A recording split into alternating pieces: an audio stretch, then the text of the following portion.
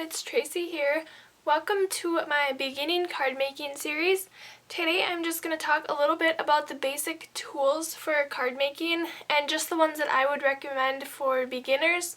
Obviously this is my opinion, so it may not be what you think, but they're just some of the things that I think are necessary for card making and things that I have been using since I either started or would have liked to have used. Things that I think would have been good for when I started card making. In this video, I'm just going to be talking about the basic tools. I'm not talking about stamping or die cutting or anything like that. I'm going to be breaking those up and doing different videos later on this week, throughout the week, so you can look forward to those, but I'm just going to get started and talk about these few tools that I think are good for card making.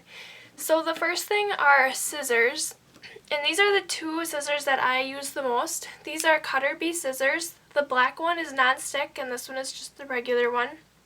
They both work as well. I like using the Nonstick if I'm using it on like double-sided adhesive or anything like that, because it obviously doesn't stick.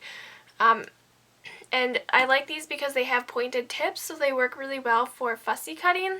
I know not everybody fussy cuts, they like to use the die cuts, but you can also use it for trimming your ribbon, twine, anything like that. They're just really good scissors.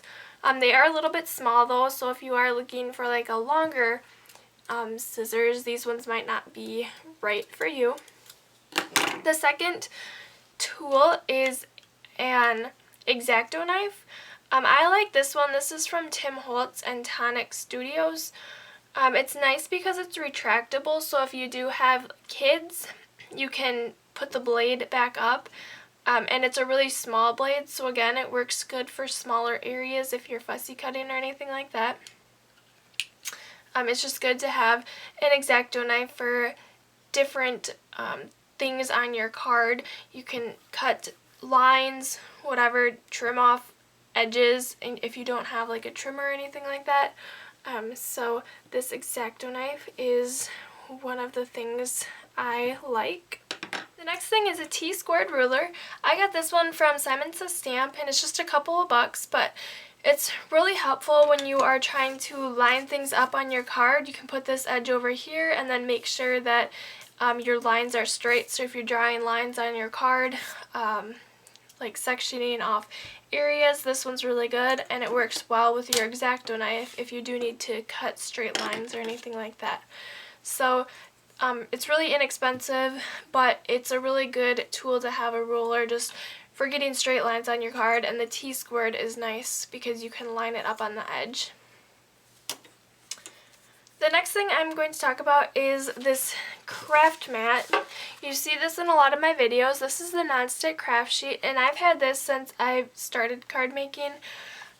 This is from Tim Holtz as well. He has a lot of good tools, obviously, but it's really thin.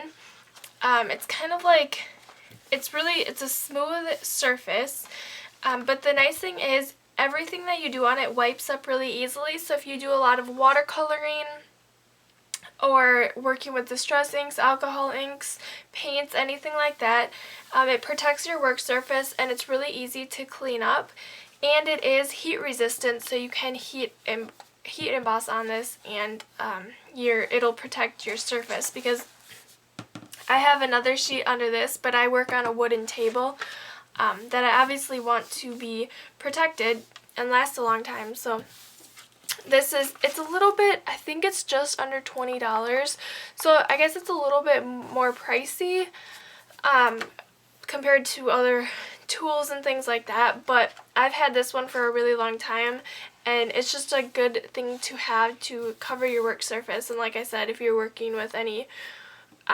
liquids, it's really easy to clean up. You just don't want to use an Exacto knife or cutter or anything on this, because it will cut it and ruin it. So you don't want to cut on this.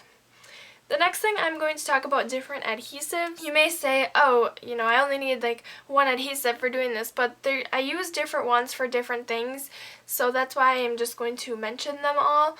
I'll start with liquid adhesives. I have the Tombow Mono Multi Glue. I like to use this for adhering sequins or little parts down on my cards. It has a fine tip so you can get a little bit of adhesive at a time, and it's a really strong adhesive. I think it works really well. The only thing is this one dries glossy, so if it does get on your card anywhere else, you will be able to see it. The other one is the Multi-Matte Medium or Multi-Medium Matte. It's really similar to the Tombow Mono Multi Glue. It's a really strong adhesive. It's got a little bit bigger of a tip, but it still works just as well. It dries matte, so if you do use it on like sequins and it squirts outside the edges, it will dry matte, so you can't really see it on your card, which is nice. And like I said, it works really well for mailing things because it is a strong adhesive. And both of these are super affordable and they last a really long time. This one is another more liquid adhesive. It's a little bit different though. It comes in a chisel tip pen. There are also different tips and sizes for this same type of adhesive. This is from EK Success though. And it is repositionable and permanent. So if you put this down on like a piece of cardstock, and it's blue when it comes out, so if you glue two pieces of paper together with the adhesive still blue, it will dry permanent, so you can't get the pieces apart. If you put it on your one sheet, if I put it on like this cardstock and just let it dry, it'll dry clear, and then if I put another piece of paper on top of it, it's then repositionable, so I can go ahead and take that piece of paper up and move it if I didn't like where I put it the first time. So that's a really nice thing for these, and I use this a lot if I'm cutting like pieces on my Cricut or Silhouette to glue them together. It works really well because you don't get too much adhesive, like where if you put a liquid adhesive down, it would kind of squirt all over and outside the edges. This one really doesn't because it's such a thin layer on it. It's like a little it's not a brush tip, it's a chisel tip, but it's just different than those liquid adhesives. And again, this one's really affordable, and you can get it at your local craft stores. You can use a coupon on this one as well. Next up is 3D foam tape. I know people like to use different things, but I like to use this from Best Creation. You can get it really cheap at like Simon Says Stamp. It's just a couple of dollars for this whole sheet, and this is the larger one. There's a smaller one where they're like about a quarter of the size of these large ones, but you just get a ton on a sheet, so they last a really long time. The backings are really easy to get off, which is one thing I always look for because I hate when I have to struggle trying to get the backings off my foam tape. And they adhere down really well. So this is my favorite 3D foam squares. Next up is the ATG Gun, and you see me using this in like all of my videos. I've been using this since the beginning. I actually have two of them. This one has just the regular runner in there, and then the other one has the acid-free that I use for scrapbooking. I like this because I make a lot of cards, and it has just a ton on a roll, so it lasts forever. You don't have to sit and change it out all the time or anything like that. And the adhesive is really, really good. When I use like disposable tape runners, I always have the problem that the pieces of my cards start falling apart. I don't have a problem with this. This is a really strong adhesive, and it's well worth the money.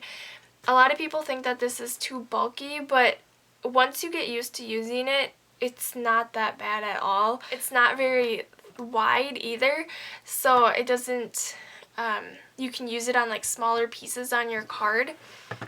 And I just think it's an awesome adhesive. I know a lot of people also have problems changing it out and reloading it, and I have a video, and I'll link it below, that takes you step by step through the reloading process of your ATG gun, and I know it's helped a lot of people. So if you do have trouble with this, I suggest checking that video out and watching that, because I know it is a tricky process, but I've kind of done it so many times now that it's just like second nature and it's really easy. So hopefully that video will help you out as well. And then there's just one more thing, and that's a paper trimmer. Obviously, you're going to want a good paper trimmer. I'm going to go ahead and zoom out quick so you can see this whole thing. Okay, so I zoomed out far enough so you can see most of it. Otherwise, you're going to get a whole bunch of stuff on the sides. But this is the Tonic Studios Guillotine Paper Trimmer. I've had this for a couple of years now, and it's a little bit more pricey, but it's definitely worth it. Like I said, I've had it for a couple of years. It's self-sharpening, so you don't have to replace blades or anything like that, which I think cuts down on the cost, because when I had other paper trimmers, I was constantly buying new blades because they were wearing down. It cuts 12 by 12, so it works really good for scrapbooking. It has this really nice shield here, so you can push it down, push the paper down so that it doesn't move, and it also protects your fingers from the blade, so you can't really cut yourself with this. The only thing is, if you do have little kids, they might be able to stick their fingers under here, so you just want to be careful that they're not around or using it. It has this piece out here that goes out to 12 inches, but it is removable, and the handle you can take off too if you're traveling. They attach underneath it, and I think it's a really good paper trimmer. Like I said, I had other ones and I just could not get straight lines with them, or the edges were frayed, which was really frustrating for me, and I was constantly buying new blades because I thought that was the problem, but it really wasn't. I contacted different companies, and I got a new paper trimmer because I thought it was defective, but the new one did the same thing. So this has like solved every paper trimmer problem that I have ever had. They do come in different sizes. There's an 8.5 by 11 and there's a really small 6 by 6 one. So if this one's a little bit too pricey, you could use the 6 by 6 or the 8.5 by 11 if you're just doing card making, but I cut a lot of 12 by 12 paper down, so that's why this one is good for me, but whatever kind you need. So this is the Tonic Studios paper trimmer. And all of the supplies that I have mentioned in this video will be linked down below if you're interested in purchasing any of them. I know right now that this paper trimmer is not available at Simon Says Stamp. It was. I'll link the two smaller ones down below, but I'll also link to the 12 by 12 one. They do have it at Ellen Hudson. And so these are just the beginning card making tools that I think are necessary. They're my favorite card making tools. But if you do have any other questions about any other products or anything like that that you think you might like to use but you're just not sure of it, just ask me. Maybe I have it or I can help you out with that. Or any questions about these tools if I didn't mention it. And then tomorrow, my video is going to be all about stamping and inks, so hopefully you will tune in for that video. So thank you so much for watching this one, and I will